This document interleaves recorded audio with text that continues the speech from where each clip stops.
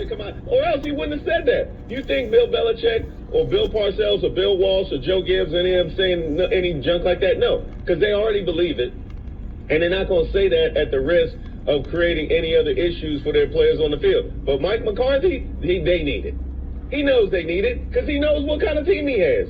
He knows how weak-minded and weak-hearted that team is. He needs to say that to pick up the morale of his own team, which is just sad. It's just sad. But you know what? I can't feel sorry for you because you wear a star on your helmet and you are the Dallas Cowboys. And as much as y'all love to talk and talk and talk and talk and talk, the hilarious thing about the Dallas Cowboys wanting to come for us, ain't neither one of us won a Super Bowl since the 90s. Family Matters was still making episodes the last time y'all won. Oh, did I do that? Looking fan base. That's right. Fresh Prince and Martin were on the air. We were trying to decide which one to watch and which one to tape on the old VHS tape to watch later over old episodes of Martin or Fresh Prince, so you didn't know whether it was going to come out right. That's what was going on the last time the Cowboys won, yet they still want to put their chest out. What was going on last time? Like Washington won. Out here wearing Cowboys jerseys, the games y'all ain't even involved in. Watching the Saints play the Colts. I'm watching the Chiefs play the Raiders. I'm watching the Titans play the Jaguars. Wow. Yet you look in the stands and you see a Cowboys jersey. For what? For what? Y'all were just telling me about Cowboys fans showing up to the DC Vegas takeover. Do you know how much you would have to pay me to be around a bunch of Cowboys fans? How do you willingly, what kind of person are you to willingly subject yourself to that? Wow. I want to know. And that goes for Cowboys fans around the DMV. What kind of person are you to willingly subject yourself to? Do you think I would possibly subject myself to living in Dallas or anywhere in an environment where I had to hear "We Them Boys" over and over and over and over again? Notice it's always "We Them Boys," never "We Them Men." Oh, never "We Them Men." When y'all gonna grow up? Oh, they talking smack. When y'all gonna grow up? Never "We Them Men," never "We Them Women," always "We Them Boys." You know why? Because you wear jerseys to nice functions. You wear jerseys to weddings. Because we're proud of our team. Church. Because that's what boys do. That's what I wanted to do when I was a kid. I wanted to wear my starter jacket to church. My mother had to tell me, nah, that's not what we do. But you know what? If you ain't got no home training, that's what happens. Cowboys jerseys, right in the front row of the pew. Taking money out the collection plate. I see you. I see you. Y'all not slick. But you know what? If you would think that's what passes as a dress shirt, if this is the choice that you make a football team, if this is the choice that you make a football team, I can only imagine what the rest of your life looks like. If these are the kind of choices that you're making with yourself. Wow. So I can understand why that actually might in fact be the nicest thing you own is a Michael Irvin throwback. That might be true.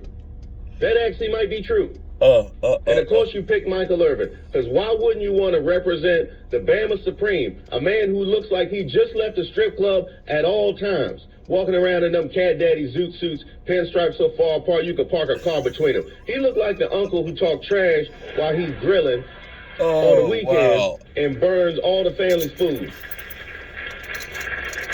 That's Michael. Oh, let me go run down the street real quick. But wait, but the grill's still going. No, you good.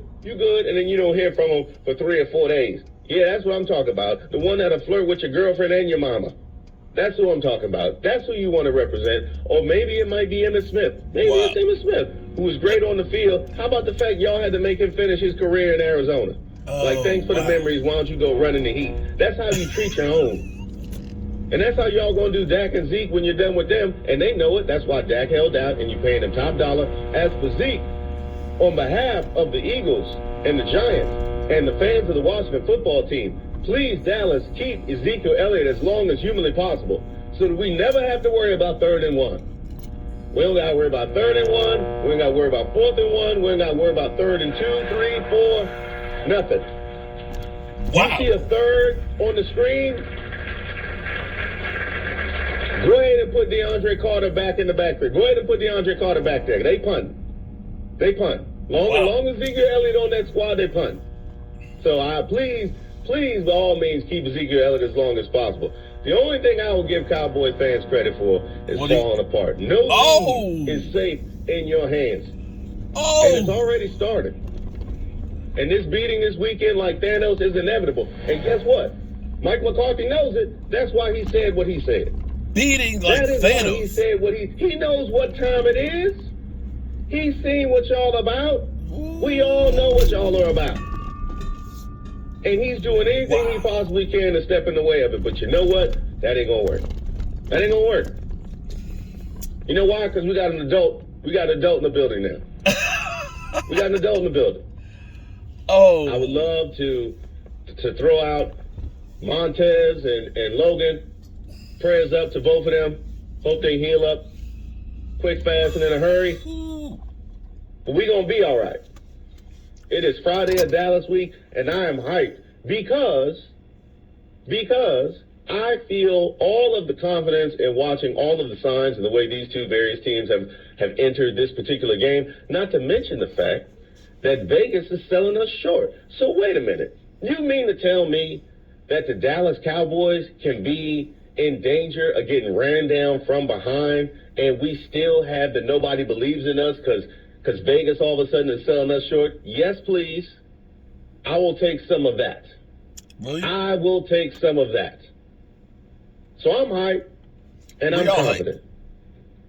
Brock, hopefully you don't have anything to talk me down. Not to mention the fact, I saw the football team tweeted out the ending to the 2006 game. I had forgotten about that game where they blocked the field goal at the end of the game. Sean Taylor returned it, got a penalty, and then we kicked the field goal to end the game. That was beautiful. Man, there are very few. Listen, I went down a very, very deep rabbit hole. You're lucky I didn't end up in some sort of hibernation next to some other kind of woodland rodent. I went down such a deep rabbit hole watching old footage last night on YouTube. A lot of it I have piled up here in the files, but watching Mark Mosley hit kicks, watching Robert Griffin III hit Pierre Garçon. I mean, Garçon just breaking tackles on Thanksgiving Day, listening to John Madden. Wow.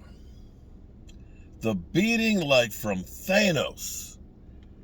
You know, you see what we're hearing up here in DC.